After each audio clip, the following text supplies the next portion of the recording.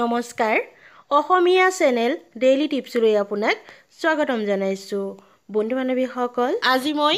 এই ভিডিঅ'টিত আপোনালোকৰ লগত শ্বেয়াৰ কৰিম এনেকুৱা এবিধ বস্তুৰ কথা যিবিধ বস্তু ব্যৱহাৰ কৰিলে আপোনাৰ শৰীৰৰ কাৰণে যিখিনি উপকাৰ সাধন কৰিব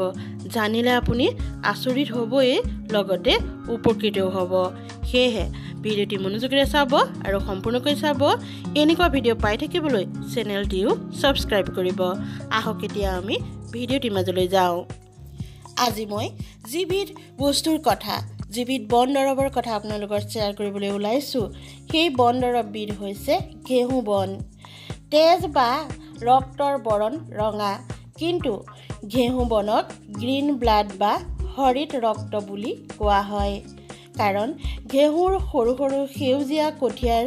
মানৱ শৰীৰত শুদ্ধ ৰক্ত তৈয়াৰ কৰাৰ অদ্ভুত ক্ষমতা আছে ইয়াক গ্ৰীণ ব্লাড কোৱাৰ আন এটা কাৰণ হ'ল ৰাসায়নিক পৰ্যবেক্ষণ কৰিলে ঘেঁহু বনৰ ৰস আৰু মানৱ শৰীৰৰ তেজৰ pH ফেক্টৰ 7.5 যিটো কাৰণত এই ৰস সেৱন কৰিলে তেজত ইয়াৰ অভিশোষণ তাৎক্ষণিক প্ৰক্ৰিয়াত হয় ৰক্তপ্লাতা আৰু জণ্ডিছ ৰোগীৰ বাবে ই প্ৰকৃতিৰ প্ৰদত্ত এক অমৃত হৈ পৰে ঘেঁহু বনৰ ৰস নিয়মিত সেৱন আৰু নাৰীৰ শোধন প্ৰাণায়াম কৰিলে মানৱ শৰীৰৰ সমস্ত নাৰী শোধন হৈ সমস্ত প্ৰকাৰৰ ৰক্তপ্লাতা আৰু ৰক্ত বিকাৰৰ পৰা মুক্ত হয় ঘেঁহু বনৰ ৰসত পৰ্যাপ্ত ক্লৰিফিল থাকে যি ৰক্ত গঠন সক্ৰিয়তাৰে কৰে ইয়াত ভিটামিন B-C আৰু E প্ৰচুৰ পৰিমাণে থাকে যদি আপুনি ভয়ংকৰ ৰোগত ভুগিছে আৰু বিভিন্ন চিকিৎসালয় হতাশ হৈছে বা ঔষধ সেৱন কৰি ভাগৰি পৰিছে ঘেঁহু বনৰ ৰস নিশ্চিতভাৱে পৰীক্ষা কৰক দেখিব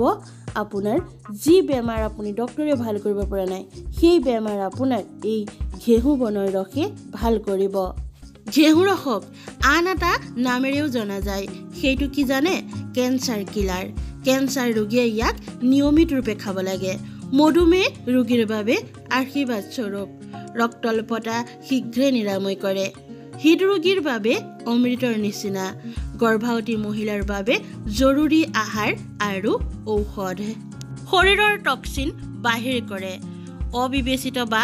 মোটা হোৱা ৰোগৰ নিৰাময় কৰে প্ৰাণ শক্তি সঞ্চাৰ আৰু বৃদ্ধি কৰে ঘেঁহু বনৰ গুৰিৰ বগা অংশ কাটি পেলাই দি বনখিনি ধুই সেউজীয়া অংশৰ ৰস সেৱন কৰিব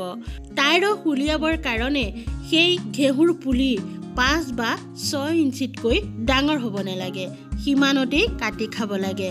ধাৰাবাহিক যোগান আৰু সেৱনৰ বাবে 15টা টাব সংগ্ৰহ কৰি এদিনকৈ একোটা টাবত 50 গ্ৰামকৈ ঘেঁহু ছটিয়াব লাগে 15 নং টাবত বীজ দিয়া দিনা 1 নং টাবৰ ঘেঁহু বনৰ ৰস খাব পৰা হয়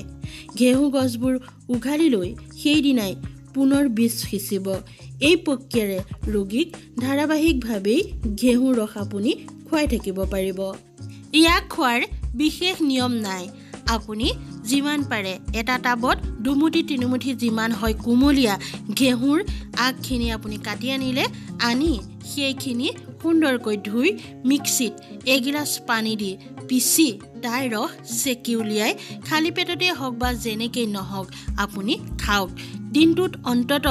এগিলাচ এই ঘেঁহু ৰস খাওক কেৱল কেঞ্চাৰৰ ৰোগী বা ওপৰত কৈ অহা ৰোগসমূহৰ ৰোগীয়ে যে খাব লাগিব এই কথা নহয় আমি সুস্থ মানুহেও যদি খাই থাকো তেতিয়াহ'লে বিভিন্ন বেমাৰৰ পৰা সৰু সুৰাৰ পৰা ধৰি ডাঙৰলৈকে সেই সকলো বেমাৰৰ পৰা আমি হাত সাৰি থাকিব পাৰোঁ বন্ধু বান্ধৱীসকল ভিডিঅ'টি চাই কেনে লাগিল মোক জনাবচোন যদি ভাল লাগিল লাইক কৰিব মই জানো আপোনালোকৰ ভাল লাগিছে আৰু আপোনালোকৰ কমেণ্টবোৰ মোৰ লগত শ্বেয়াৰ কৰিবলৈ নেপাহৰিব পুনৰ লগ পাম আন এটা ভিডিঅ'ৰ যোগেদি আজিলৈ আহোঁ নমস্কাৰ